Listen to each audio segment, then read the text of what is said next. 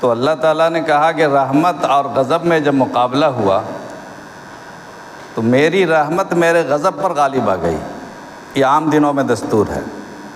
اللہ تعالیٰ کبھی غصہ بھی ہوتے ہیں، کبھی اللہ تعالیٰ مہربان بھی ہوتے ہیں، دونوں طرح کا معاملہ۔ اور اللہ کب کس پر مہربان ہوں گے وہ بھی کوئی نہیں جانتا، اور کب غصہ ہو جائیں گے وہ بھی کوئی نہیں جانتا۔ کبھی کبھی انسان کی چھوٹی ادا اللہ کو اتنی پسند آ جاتی ہے کہ اللہ مہربان ہو جاتے ہیں، اور کبھی اللہ تعالیٰ بڑی بڑی عبادتوں کو رد فرما دیتے ہیں، لات مار دیتے ہیں، چہرے پہ مار دیتے ہیں۔ کیفیتوں کو دیکھتے ہیں، اللہ فیصلہ فرماتے، کوئی بندہ نہیں جانتا۔ کبھی چھوٹی چھوٹی عبادت کی اتنی قبولیت مل جاتی ہے کہ اللہ تعالیٰ ساری زندگی کی عبادتوں کے مقابلے میں اللہ تعالیٰ اسی کو کہتا ہے یہی چیز ہمیں پسند ہے، یہی چیز پسند ہے۔ اب بنی اسرائیل کی خواتین میں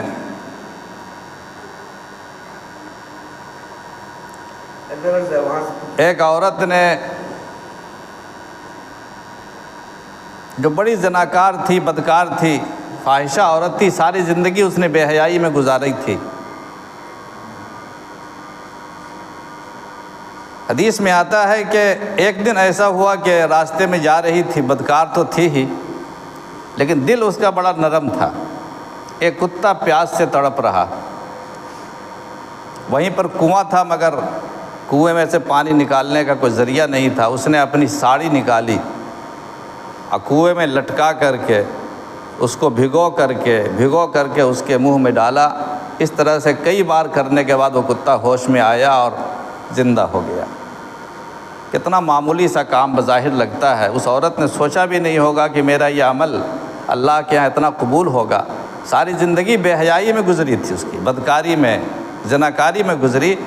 پروردگار کے دربار میں جب حاضر ہوئی تو پروردگار نے فرمایا کہ میری بندی، تو نے تو ساری زندگی میری نافرمانی کی، مگر میرے ایک کتے کو تو نے پانی پلایا تھا، میں نے تجھے معاف کر دیا۔